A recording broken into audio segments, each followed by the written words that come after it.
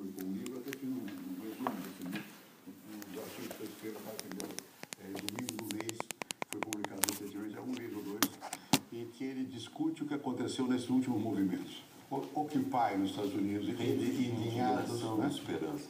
Isso. Bom, redes de indignação e esperança. Bom, ele, na verdade, tem uma esperança em que essas redes possam elas próprias mudar a sociedade, mais do que qualquer coisa. Um outro conhecido meu, que se chama Moisés Naim, escreveu um outro livro recentemente também. Eu também fiz um resumo desse. Ele é venezuelano, né? Ele é venezuelano, mas mora nos Estados Unidos, ele era diretor da Foreign Policy. Né? Bom, onde ele diz o seguinte: olha, esses movimentos têm um problema, é que eles terminam no quê? Se eles não se institucionalizam. Então, diz o Moisés Naim, é preciso que haja mudança institucional, para que essa mudança institucional permita um engajamento maior. Mas não se conseguiu até hoje. Né? Porque também é difícil, os movimentos têm uma grande emoção, mas para passar para a solução precisa das mediações. Mediações que não existem.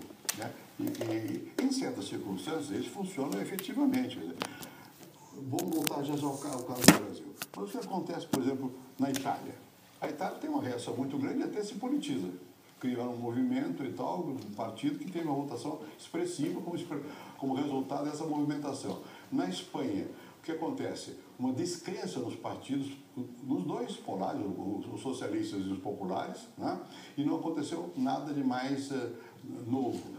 Na Líbia, mudou. Na Tunísia, mudou. Né? Realmente caiu o governo. Em certas situações, você consegue que esse movimento tem força para derrubar a instituição, mas em seguida, o que se põe no lugar? Na Islândia se conseguiu. Na Islândia se conseguiu. Uma Constituição nova. Nova Constituição. A Islândia mudou muito, uma Constituição nova, mas a Islândia é um pequeno país. 360 mil. Agora, o que não quer dizer que não haja necessidade de uma mudança, mas não é essa mudança que todo mundo fala, que é pouca. A população quer mais. Presidente, olhando os outros países, digamos, civilizados, parecidos até com o Brasil sobre vários aspectos, pelo menos eu noto que a distância que existe entre a população e o poder é menor. É muito distante. Era o que eu dizia há pouco. O poder não consegue, não tem sensores com S para sentir o que a população quer. O poder que a população sente aqui é só do executivo. E geralmente sente como consequência de decisão.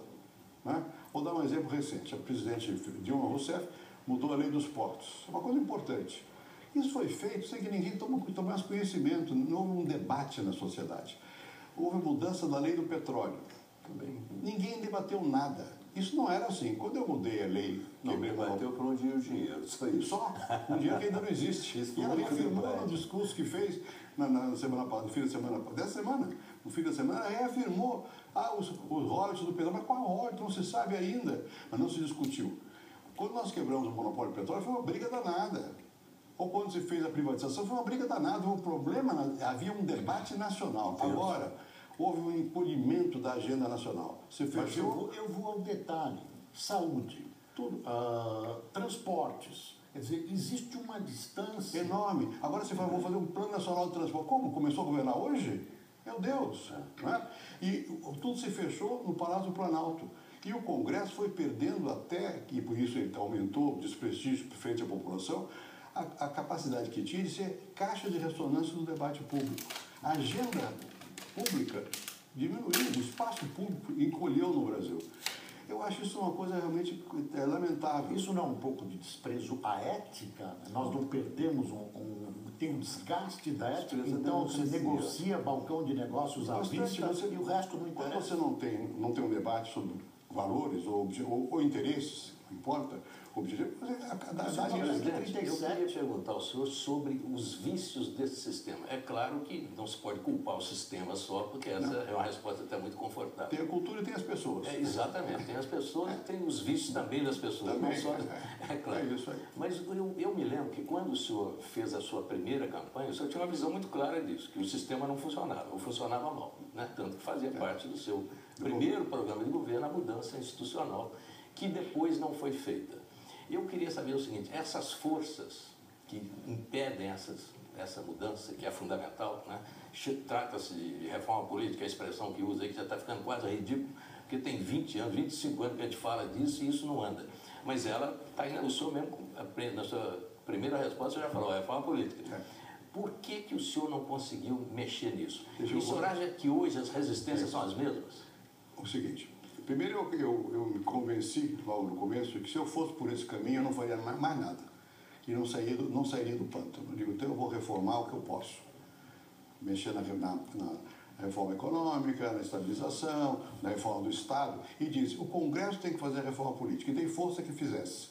Algumas foram feitas e foram barradas. Por exemplo, a proibição de coligação à eleição proporcional. O que eles chamam de sistema de barreira. O mínimo de representação para ser partido. Cláusula de barreira. São passos importantes. Foram aprovadas, algumas foram aprovadas. O que aconteceu? E por quê? Porque vai para o Supremo Tribunal e a nossa Constituição foi redigida com o furor nosso, que era justo, anti-autoritarismo, então cláusulas que asseguram uma liberdade muito plena de partido. Isso, então, são muitas dificuldades para fazer a reforma. Eu acho que em algum momento vai ter que fazer. Mas olha, hoje... Talvez as crises aprofundem essa necessidade.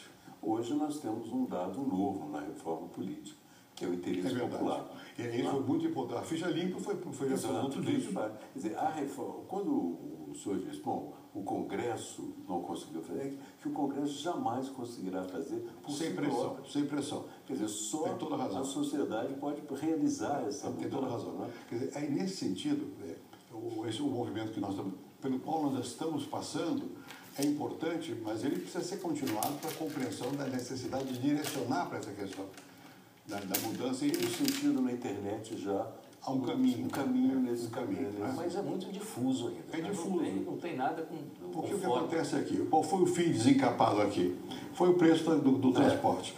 Aliás, foi até outra coisa. O transporte, normalmente, o preço é mudado em janeiro, porque não tem aula. Foi mudado em maio, porque o presidente preferiu o governo, sei lá, que não aumentasse a pressão inflacionária. Né? Então, mas aquilo foi o detonador. Mas junto com isso, você veja nos cartazes, etc., começaram a falar de os gastos da Copa, a tal ponto que a presidente teve que se explicar que gasto é esse. Não é dinheiro público, é financiamento privado. Só que o financiamento vem do Tesouro, vem de nós mesmos. Falando um pouco de futebol, não é do futebol da Copa em si, mas existe no Brasil uma visão de que o futebol dá voto. Tá? E era considerado um grande trunfo trazer a Copa do Mundo para o Brasil. Furou. Tanto que os governadores, até do PSDB, entraram nessa também. Eu acho que é o momento da gente compreender que o povo mudou e os políticos não perceberam. O povo tem mais consciência de onde é que seu carro aperta do que os políticos, muitas vezes. Né? Não é por acaso que acontece isso, embora possa ser um detonador, um fio desencapado. Na verdade, o cristal rachou no Brasil. Eu acho que nós estamos vivendo até agora... Felizmente, não é? Felizmente. Nós estamos vivendo até agora num mundo meio virtual, do marketing. No Brasil para frente, tudo resolvido, já resolvemos tudo, não tem mais problema. A Copa ia ser a entrada do Brasil entre os grandes da história. E o povo está vivendo o cotidiano.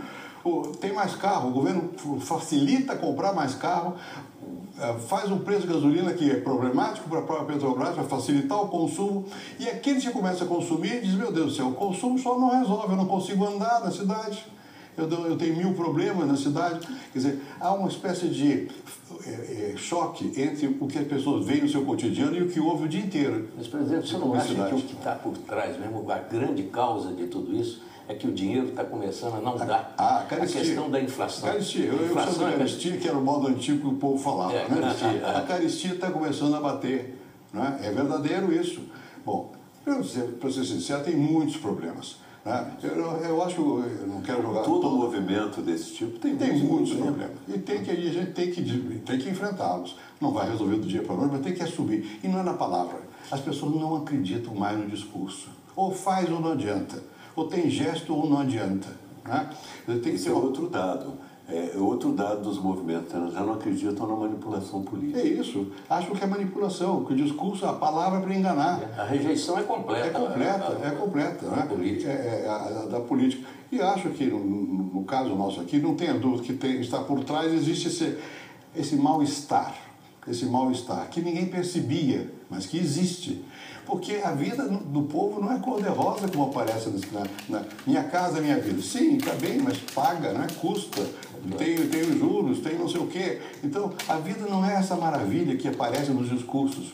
Aqui há uma espécie de monopólio da propaganda, porque o governo, quando fala os discursos da Câmara do Rio, vai resolver tudo. Né? O partido, mesma coisa.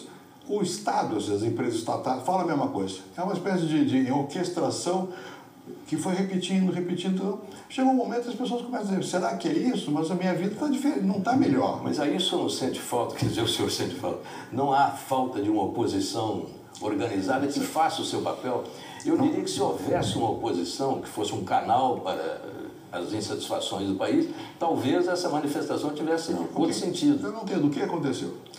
O que aconteceu é o seguinte, o nosso sistema partidário, ele mergulhou no Congresso. Está no Congresso. Então a oposição existe no Congresso. E o Congresso não ecoa na sociedade. Então ela não existe na rua. A oposição tinha que ser mais ativa na sociedade. Mas se a gente colocar só a questão entre oposição e governo, a gente perde um pouco de vista a insatisfação com o sistema em geral, no qual a oposição também está envolvida. Vai junto. Vai mudar a vida de todos os políticos independentes do governo ou da oposição. Exatamente. Não há dúvida. Agora, é contra todo o sistema, mas uma oposição, presidente, uma oposição atuante poderia ser um canal que transmitisse alguma insatisfação. E ainda mais agora. Por exemplo, a oposição não tem o que temer nesse momento. Não tem. Quem está no governo está aí há 10 anos. Não adianta jogar, foi o FHC. Não, eu estou fora há muito tempo. Né? E até pelo contrário, eu acho que nós temos que denunciar o seguinte, o governo está com o farol na popa, está olhando para trás. Está propondo ao Brasil um estilo de governar que olha para trás. Primeiro, fechou o debate é lá em cima. Segundo, é a China ao revés. Consumo e não investimento. Não é isso? E é curioso que esse consumismo deu nisso, na reação ao próprio resultado do consumo. A insatisfação da vida urbana, da megalópole, não sei o quê. Bom, então é a China ao contrário. Né? Vamos investir pouco e consumir muito. Estamos endividando o Estado enormemente. A dívida pública é gigantesca. Ninguém fala mais nisso, mas ela é gigantesca. Estamos transferindo renda também ao revés. O BNDES passou a ser um instrumento para dar dinheiro a empresas, às vezes, discutíveis. Nem sempre, mas às vezes quando nós sabemos quais são as empresas, porque o BNDES não diz. Exatamente. O segredo bancário. Agora se fala de transparência. Não há transparência nenhuma. O dinheiro sai do Tesouro, vai para o BNDES, então, quando sai do Tesouro é déficit, quando dentro do BNDES é positivo. Então, para dar a impressão que não tem problema nenhum. Tem problema. Não vamos entrar em coisas técnicas que são complicadas para essa hora da noite, mas, de qualquer maneira, há muitos erros que são do governo, desse modo de governar, da visão do governo. Há uma falta de estratégia. Houve uma aposta equivocada. O que eu chamo de aposta equivocada? O Brasil perdeu espaço na América em geral, na América do Sul especialmente. Perdeu espaço, porque não se sabe se ele está, de que lado ele está. Fica sempre pisando em ovos. Amarrado no Mercosul. Amarrado no Mercosul, mas mais ao mesmo tempo com um temor reverencial ao bolivarianismo. Não toma posição. Na expectativa, essa crise financeira que foi terrível, faço uma ressalva. O governo agiu bem aqui na crise. Fez medidas anticíclicas, mas depois achou que podia pisar no pedal e continuar nessas mesmas medidas e não viu que o mundo estava mudando de novo. Bom, agora estamos saindo da crise por onde? Pelos Estados Unidos, numa revolução tecnológica com ênfase em energia. E nós estamos jogando, sabe lá Deus, num futuro que pode não existir. No petróleo. No petróleo. Presidente. Esquecemos o meio ambiente. A questão da energia, que é mais importante, foi muito importante no seu governo, ela passa também no Brasil pelas coligações políticas, pelas coalizões políticas presidenciais. Por exemplo, o Obama se sentiu à vontade para escolher um prêmio Nobel de Física para ministro da Energia. Aqui no Brasil nós temos o Lobão, que não é uma pessoa que possa conduzir o processo. No mínimo não é da área. No mínimo não é da área. Então, eu acho que ganharia o prêmio Nobel de Física. Não ganharia o prêmio Nobel. Não ganharia. Eu acho que a coalizão, essa questão inicial que o Mitre colocou, continua sendo o nosso problema. Se nós examinamos o nosso trabalho desde a democratização, eu digo nós que estamos todos no mesmo barco, né? Nós, de uma certa maneira, falhamos em levar a democracia a um ponto mais avançado. Porque não resolvemos essa questão de uma coalizão saudável, pelo menos. Olha, houve uma mania no Brasil de dizer que nós temos um presidencialismo de coalizão. Bom, pode ter havido em algum momento. Hoje não é mais isso, não. Hoje nós voltamos à República Velha. É governo e oposição. Né? É um rolo compressor, tem governo e tem oposição. E é melhor ser governo que o governo da benesses. Não tem mais. Então, isso não é democracia no sentido pleno. Não é. Mas assim, isso não é muito nítido, não. Na área do PMDB, por exemplo, na preparação das alianças regionais para as eleições estaduais, é bem difícil saber o que é oposição e o que é governo. E vai ser mais difícil ainda. Por quê? Porque como esse tipo essa cultura política é para quem é para ganhar, e na medida que o governo começa a dar demonstrações que não é garantido que vai ganhar, que o cristal está quebrando, você vai ter uma dispersão muito maior no Brasil, o que não é mal. Agora, será que não é mal? Mas aí aumenta a incoerência partidária. Mas não é mal no seguinte sentido, você abre espaço para um debate de a possibilidade da real mudança. Porque antes de falar em mudança, o que é real mudança? Você vai ter que ter alternância no poder e tomara que não seja só alternância de pessoas ou de partidos, mas que signifique também uma alternância de mentalidade. Né? Falando em mentalidade, é possível governar com 40 ministérios? É impossível, porque eu acho que é difícil que o presidente da República, fosse quem fosse, soubesse o nome dos 40. É muito difícil e nem pode conversar com ele, e nem precisa, e nem é necessário. Está errado isso. E a população percebeu isso, a população percebeu que nós estamos num mau caminho. O que está acontecendo aí é que a população sentiu que estamos num mau caminho. Exagerou? Pode ser. Nem tudo está errado, muita coisa foi feita, houve acumulação, foi coisa boa. Todos os governos fazem coisas boas e coisas ruins. Eu não sou um radical na avaliação nem de mim, muito menos dos outros. Né? Mas, na verdade, o caminho está complicado, está errado. E é preciso dizer isso com clareza. E tem responsáveis. Tem responsáveis. O presidente Lula introduziu no Brasil uma série de facilidades que não são aceitáveis. Né? A presidente Dilma diz que ela não aceita a corrupção, mas ela sabe, então, que a atitude tem que ser diferente. Eu sei que é difícil. Aliás, impunidade, eu acho que a impunidade é uma das razões que leva esse pessoal à rua. Na impunidade, eu incluiria, não sei se o senhor concorda, a tal PEC 37, que retira o poder de investigação e um pouco de decepção antecipada pelo que possa acontecer no processo do mês. Isso está subconscientemente está em jogo. A desconfiança de que eventualmente vai dar em pizza. Né? Isso é muito ruim. Mas ainda há a crença de que eles serão punidos. Não, eu creio que serão punidos. Não estou dizendo, mas há uma possibilidade de que talvez não seja. Não, eu sei. O que começa a existir é essa possibilidade. Eu não acredito não acredito que chegue a esse ponto, mas se sente que há uma postergação. Enfim, isso tudo, a população está cansada. Há uma fadiga, há um cansaço de tudo isso. E tem que responsabilizar. Agora, será que a oposição, que nesse período ela foi assim um pouco tímida? Ela é tímida até hoje. Ela é tímida, é quase iniciante. Será que ela tem condições de reunir forças para ter um projeto, uma ideia de como conduzir o Brasil nesse período? Veja você, eu não creio que uma pessoa ou um partido ou um segmento tenha, mas eu acho que nós precisamos pelo menos forçar nessa direção. Quando eu digo aqui, o rumo está errado, não tem estratégia, eu digo, há uma outra estratégia. Né? Nós não precisaríamos apostar como nós apostamos, de que poderíamos nos isolar cada vez mais e crescer aqui dentro. Não está certo isso. Nós temos uma crise dramática no setor manufatureiro brasileiro. Já se discutiu que era a taxa de juros, que é o câmbio. Pode ter sido em parte, mas não é só isso não.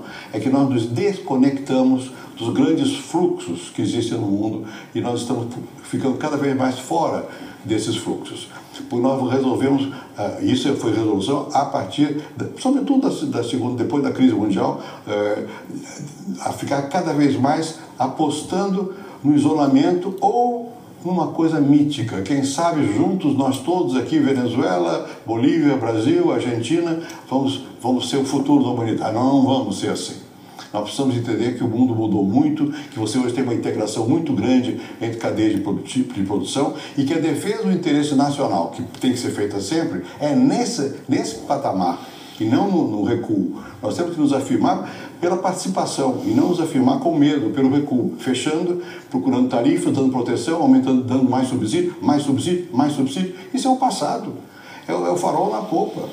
Então, mas um novo projeto precisa existir nesse sentido e com todas as consequências disso. Mas o senhor acha que esse novo projeto, desculpa, Gabriel, o senhor acha que esse novo projeto está sendo trabalhado na área da oposição?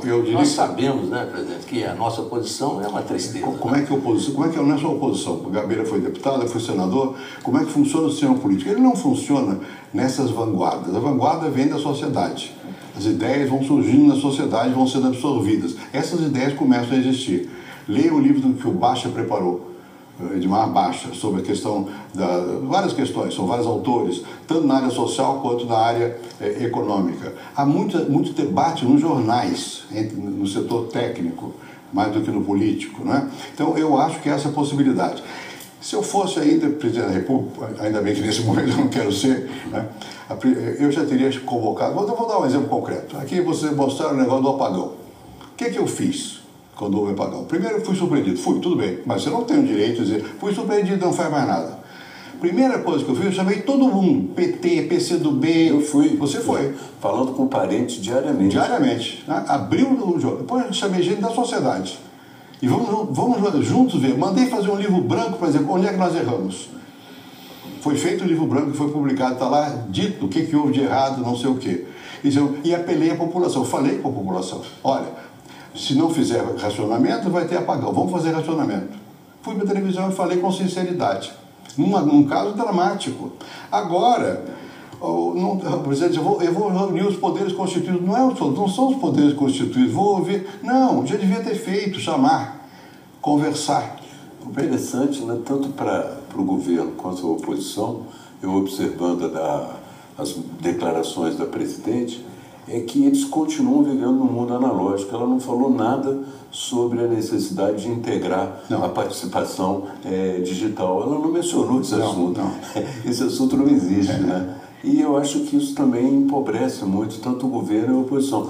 O mundo político vive no mundo analógico e a sociedade já está no digital. Então, mas eu acho, respondendo a sua pergunta, quer dizer, eu sei que é difícil, mas eu acho que pode ser que eu sou um otimista e inveterado, eu acho que nós temos potencialidade no Brasil, apesar de tudo isso. A minha pergunta foi específica para a oposição, mas já pensando em 2014. Eu acho que a oposição já tem gente, eu citei algumas, posso citar outros, né? Já tem gente pensando no que fazer. Agora, mas pensar nunca faltou lá. Pensando em escrever, não, pensando em escrever e falando com a liderança. Agora, há um outro problema. Nada disso vale na política se não for vivido por quem está no exercício da liderança, sobretudo para quem é candidato. Hoje, o momento em que a população eventualmente ouve, ela ouve o candidato. Ela pode ouvir o Gabeira, pode ouvir a mim, pode ouvir qualquer um de nós quatro, nós podemos ter alguma influência, mas nós não temos poder. E quem tem poder é mais ouvido. Quem tem possibilidade de poder também é ouvido.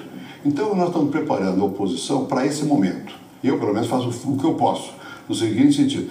Ou você, primeiro, ouve muito a população. Eu posso dizer com tranquilidade, eu sou velho, ex-presidente da República, tenho ligações mundiais e fui para as favelas, para entender melhor a questão da droga. Fui lá, fui eu ver. Né?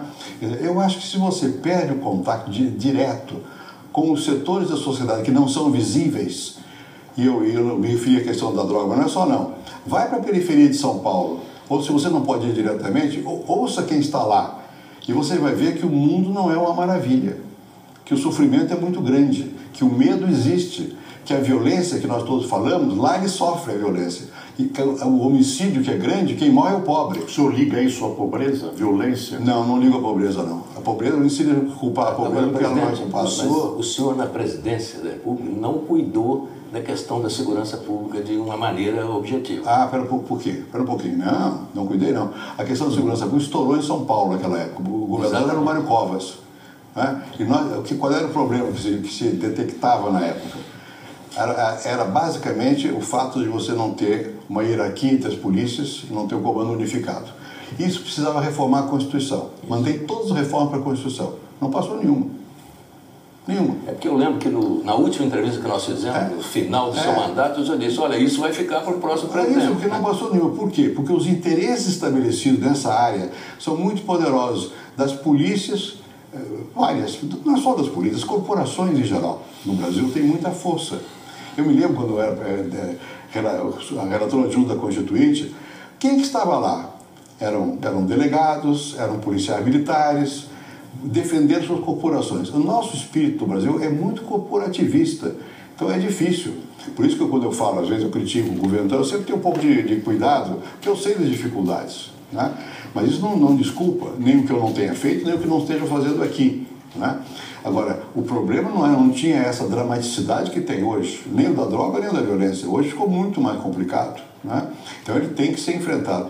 Até eu diria o seguinte, você sabe, todo mundo sabe, eles mostraram aí, eu ajudei bastante a estabilizar a moeda. Criamos uma moeda nova, o real. Isso é mais fácil do que aquilo que tem que ser feito agora. Porque isso são coisas que você tem as alavancas para mexer. Como agora mesmo, o governo pode acertar melhor, está errando muito na parte econômica. Perdeu credibilidade lá fora. Errou muitas vezes, tudo bem. Mas tem os instrumentos para corrigir. Agora, o que nós precisamos é outra coisa. Como é que nós vamos realmente criar uma cultura democrática?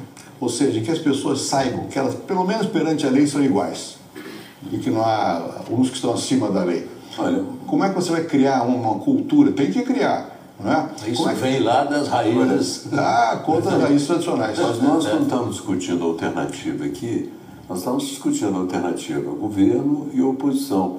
Diante de um Brasil que já apresentou atores completamente novos. Quer dizer, vai ser impossível pensar uma alternativa para o Brasil sem levar em conta os novos atores que surgiram. A sociedade. Quer dizer, nesse sentido que eu acho que houve uma regressão política no Brasil. Porque a sociedade civil que brotou com energia no final do regime autoritário, e que eu fiz o que pude para que ela continuasse com energia, ela foi em parte cooptada. O sindicato hoje, a UNE hoje, o que ela é? O que ela é? Uma agência de um partido para coletar ingressos de meia entrada. Agora, presidente, está na rua hoje? O que o senhor acha? Essas multidões que estão nas ruas hoje, o ano que vem tem eleição presidencial. Que perspectiva o senhor vê de participação dessas multidões na eleição? Que tipo de influência ela pode ter? Se a eleição fosse daqui a 2 ou 3 meses, isso teria já um efeito imediato. Como é daqui a 1 ano e meio? Depende. Depende de como essas coisas se procedam. E depende também da mensagem. Num país como o nosso, o povo tem que ouvir alguém que expresse uma esperança de futuro e uma confiança na liderança, na sua liderança, né? Como nós somos um país corporativista e, além do mais, personalista, que pode parecer uma contradição, não é? Mas não é. A mensagem é muito importante. E se a população sentir que essa mensagem vem realmente com força, vem da alma, e que essa alma foi criada na briga, no conhecimento da realidade, dá para avançar. Eu não sou pessimista nesse sentido. Presidente, a dificuldade de avançar é que, suponhamos que apareça a alma, não é? Mas o que as pessoas estão dizendo na rua, e dizem para mim também muitas vezes e tal, é que não adianta ter um político com boas intenções ou com alma lá, porque não deixam avançar. Então a sensação que eu tenho é de que uma eleição só teria legitimidade do ponto de vista de incorporação desse pessoal no Brasil se houvesse uma reforma real antes. Mas o ovo e a galinha, né? Como é que você faz? Eu acho que tem que fazer a pregação, para ser mais sincero ainda. Olha o seguinte, se o Brasil fosse um país mais maduro a esta altura, nós já devíamos estar conversando, não é dentro de cada partido, nem dentro é entre nós todos, claro. A sociedade, os partidos, as lideranças, a presidente da República, quem seja, para repensar. O que é que dá para fazer? E temos que nos comprometer. Principalmente, você tem 3 ou 4 grandes partidos.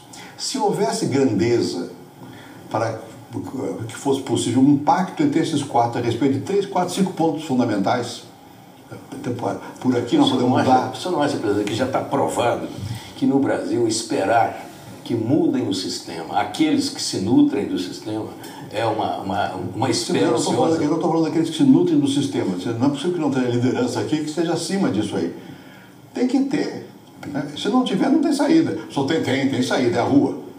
É o que está acontecendo, é a rua. A rua vai e protesta. Mas chega um momento que você tem que transformar esse protesto em alguma coisa mais institucionalizada. Como é que faz? Né? E você vê que houve nesse sentido, por isso que eu me refiro sempre, eu acho que houve uma involução política.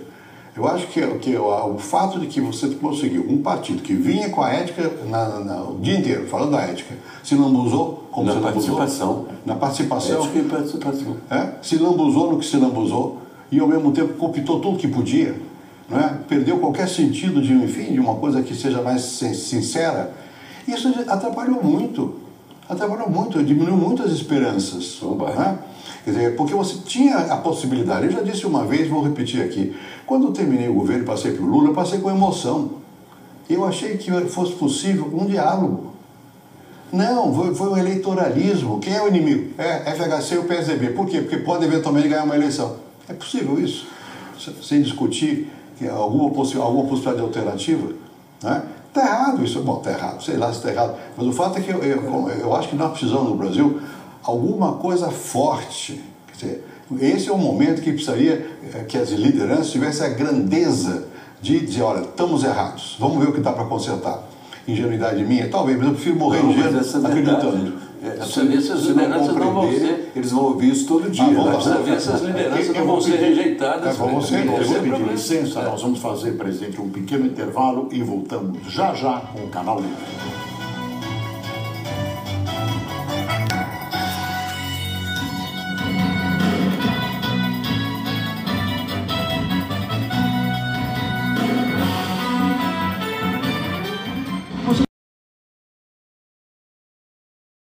Que iam lançar ações e tal, recolheram, porque tinham medo da desvalorização, de não realizar seus objetivos.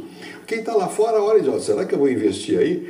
Né? A Copa ia ser uma oportunidade, né? Mas agora ficou um pouco prejudicada, o pessoal lá fora fica assustado. Então, os ventos internacionais não estão. E o que está acontecendo lá fora é a Europa continua em crise, com muitas dificuldades, não vamos entrar nisso, que é um capítulo à parte. Né? O lado perigoso do mundo está na questão lá do Meio Oriente, Líbano, não sei o que lá, Israel, Síria, e depois Paquistão, tudo bem. Isso não vem diretamente aqui para nós. Mas o lado que está ressurgindo do mundo são os Estados Unidos. Né? Isso vai beneficiar o México, que perdeu muito no momento anterior, mas agora tem uma ligação umbilical. Nós ficamos muito afastados dessas correntes de renovação. Temos um problema, você não tem economia moderna, nem sociedade dinâmica, sem inovação. A tecnologia digital, toda essa questão é fundamental. A revolução que houve, inclusive os movimentos aqui, depende da revolução tecnológica, da internet, tudo isso. E foi fundamental. Bom, nós estamos um pouco acanhados nesse processo aí, um pouco acanhados. Então, eu não acho que os ventos internacionais, nesse momento, soprem a nosso favor. Razão adicional para nós olharmos em volta e dizer, meu Deus, o que está errado? Não é dizer, olha, a culpa é lá de fora. Não é só. É verdade que muda a conjuntura, mas nós também erramos. No que nós erramos? Eu sinto, sinceramente, eu vou dizer isso com pesar, falta rumo. O rumo é, hoje eu resolvo isso, amanhã eu resolvo aquilo, depois da manhã eu resolvo aquilo outro, e não se efetiva. Falta operacionalidade, falta gestão, falta competência. Houve uma invasão do Estado, do governo, por interesses políticos, e junto com isso vem os outros interesses, que não são só políticos, tem outra natureza financeira. Né? Mas o grave é que isso faz com que se perca a capacidade de executar. Não falta dinheiro. Veja o orçamento, você estava lá no Congresso, sobra todo ano. O governo não tem competência para aplicar o orçamento. E não deixa quem tem competência e tem capital participar. Então está errado o rumo. É um ponto aí que eu queria voltar, 2 pontos, mas o primeiro seria esse. Não é que não falte dinheiro, quer dizer, a máquina é muito dispendiosa também. Muito, e crescente. E é possível retirar algum dinheiro dessa máquina para investimentos. No entanto, não foi feito ainda nenhum esforço real de economia na máquina. Pelo contrário, foi feito um esforço de ampliação. De ampliação. E às vezes... Declarado, né? Declarado. Às vezes você tem que ampliar mesmo, tem que ter saúde, tem que ter educação, mas não é tudo assim, não. Né? Realmente, nos custeios, nós gastamos 800 milhões de reais com viagens. No período que a Skype, não tem sentido. Teleconferência, tudo isso. Não tem sentido. É verdade. Então você tem, não é só que tem coisa errada que dá para corrigir, mas tem que reconhecer o erro, tem que ter humildade. Mas no caso específico da inflação, o senhor, quando assumiu, pegou a inflação de frente, especificamente, o que o senhor acha que pode ser feito ali? Aqui, além do a questão da inflação nossa agora imediata é fiscal. Isso aí é fiscal. É fiscal. Agora imediata é fiscal. Cortar. E as pessoas quando começam a olhar as contas do Brasil, vão ver, olha, vai ter problema mais adiante. E como os mercados veem que vai ter problema mais adiante, antecipa e faz o problema já. Nós temos, você vê que o governo está preocupado que a agência de rating, não sei o que, tal ou qual, vai nos desqualificar. Por quê? Porque fica olhando, pega a Petrobras. O que foi feito com a Petrobras, meu Deus do céu? Isso tinha que ser responsabilizado. Né? Porque Pasadena, aquela compra de uma refinaria em Pasadena. Por 1 bilhão não vale 100 milhões? É possível isso? Foram 500, 800 É possível isso? A política de sustentação de preço baixo da gasolina prejudicando a Petrobras. Era necessário fazer com que a Petrobras entrasse em todas as explorações do pré-sal, supercapitalizando. A Petrobras tem um projeto de investimento gigantesco. E os que financiam, olha, mas essa empresa está com seus problemas. Enfim, tem muita coisa que isso incide sobre a inflação também. E o dólar agora também vai incidir sobre a inflação. Né? Mas a raiz foi um certo descontrole. A ideia de que o governo pode fazer o PIB crescer quando ele quer. Não é verdadeiro isso. Há um voluntarismo. Há um ciclo do capital que não é só daqui, é geral. Vocês podem sofrer um momento, como agora, que o capital está indo para baixo. Não adianta gastar em coisas que não vão funcionar. Há um voluntarismo. Então, é preciso responsabilizar. Claro que na rua a discussão é outra, é do cotidiano, mas quem está discutindo não só o cotidiano, mas o país, tem que dizer, olha, o governo está errando e não está ouvindo. Não adianta ouvir pro forma. Uma pergunta de política externa. O governo atual ele tem muitos pequenos conflitos com os Estados Unidos, pequenas rusgas com os Estados Unidos. No entanto, eu achei uma lacuna ele não ter se mostrado preocupado com a nossa privacidade. Não seria interessante, no Brasil, nenhuma força política manifestou preocupação com a privacidade em função das denúncias que houve sobre o processo nos Estados Unidos. E a União Europeia manifestou. Não seria interessante? Nós estamos num momento em que era preciso falar um pouco sobre isso. Você tem razão, mas tem uma outra coisa, que nós aqui já estamos tão habituados a que não respeita a nossa privacidade, que bom, o que eles vão fazer lá é banal. Porque aqui todo mundo grampeia todo mundo por razões diversas, né? E pior, solta o que foi grampeado parcimoniosamente, dependendo dos interesses, né? Então, isso é muito importante também, quer dizer, a confiança que o cidadão tem na sua liberdade, que é pequena aqui, é pequena. Você pode ser, sem saber, pode ser manipulado, usado, enfim, você tem razão. Presidente, a educação no Brasil está tendo as suas necessidades atendidas? Nós estamos encaminhando bem a educação dos nossos jovens? Vamos falar com franqueza. Primeiro eu ouvi o presidente dizer que precisa dar todo o dinheiro do pré-sal para a educação. Tá bem, não sei quanto é esse dinheiro. Também não sei se é isso. Nem quando virá. Nem quando será. Né? Não é só dinheiro. É dinheiro também, mas não é só dinheiro. Eu não sou educador, mas acho que há certas coisas. O problema central nosso é o que se ensina, o conteúdo da educação. Porque nós estamos muitas vezes ensinando aquilo que as pessoas não querem aprender. E ficam na escola pouco tempo, querem se livrar da escola rapidamente e não encontram na escola correspondência aos seus anseios. Uma coisa que me chocou muito, o número de matrículas do curso superior aumentou muito, mas de formação não. Os que terminam o curso param no meio. Param no meio. Se você compara com o meu período agora, aumentou o número de matriculados, mas não dos que têm de formação. Porque as pessoas se desinteressam. Não é em tudo. Nós temos áreas de excelência, sempre tivemos e continuamos tendo.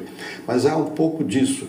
Por outro lado, eu sei que há esforços nos estados, especialmente, em São Paulo, há em Minas, há no Paraná, no Rio de Janeiro, há em Brasília, de estender a escolaridade, que a criança fique na escola mais tempo, porque na escola fundamental não pode ficar só 4 horas.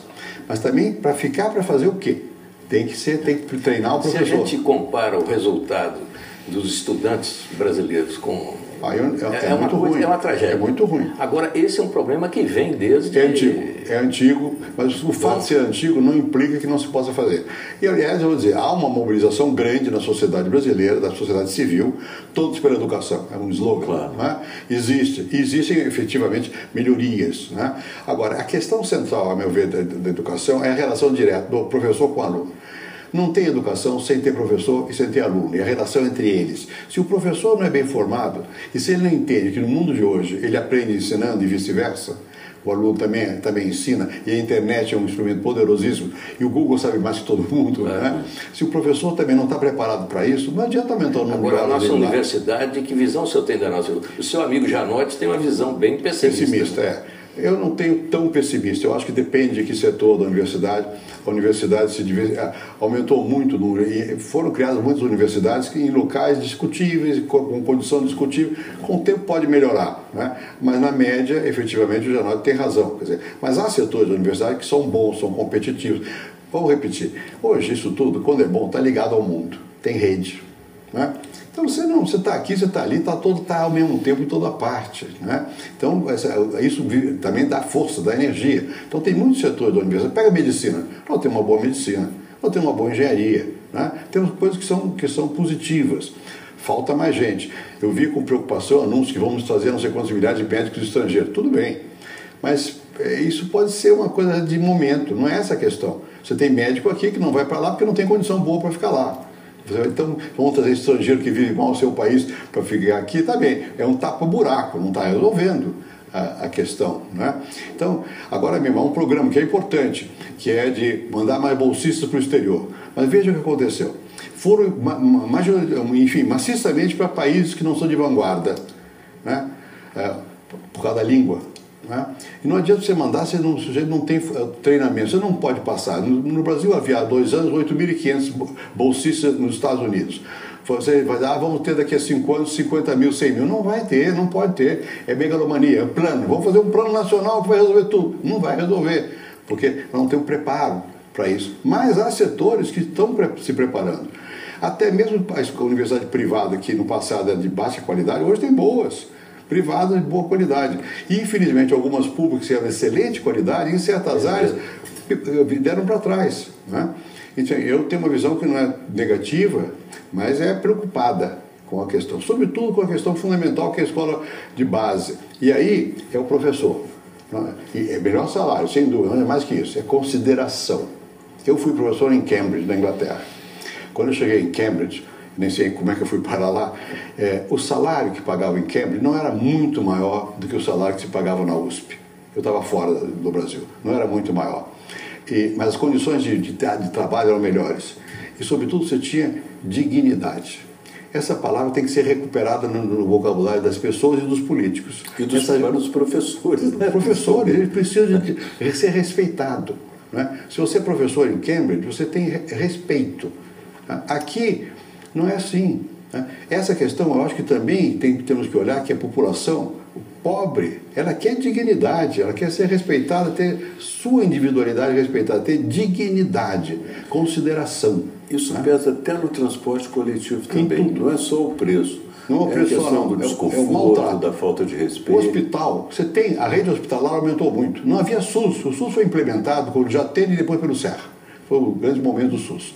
Bom, está aí o SUS. O que a pessoa reclama? É que tem fila, é que chega lá não é bem recebido, que é maltratado. Uma vez me perguntaram, eu não gosto de falar coisa partidária em reuniões desse tipo assim, mas enfim, da área do PSDB, qual seria um bom slogan para o PSDB? Digo, não sei. Nos Estados Unidos, yes, we can, nós podemos. Aqui, yes, we care, nós tomamos cuidado, nós olhamos para você, damos carinho, prestamos atenção a você. Há um pouco disso, há um pouco da necessidade das pessoas se sentirem respeitadas na sua integridade, na sua dignidade. Isso que eu disse que são intangíveis, que é mais difícil do que controlar a inflação. Porque isso é educação, e é pouco a pouco, não é cobrança, eu vou executar, eu sou dura, eu vou punir. Tá bem, mas não é isso, eu vou educar, meu Deus. Bom, eu vou educar, e educar não é só ensinar, é viver junto também, é aprender junto. É possível pensar que na próxima eleição presidencial a questão da educação tem uma real importância na agenda? Eu acho difícil, mas gostaria. É difícil? É difícil. Presidente, nós vamos fazer mais um intervalo, eu peço licença, o Canal Livre volta já, hoje com o ex-presidente Fernando Henrique Cardoso.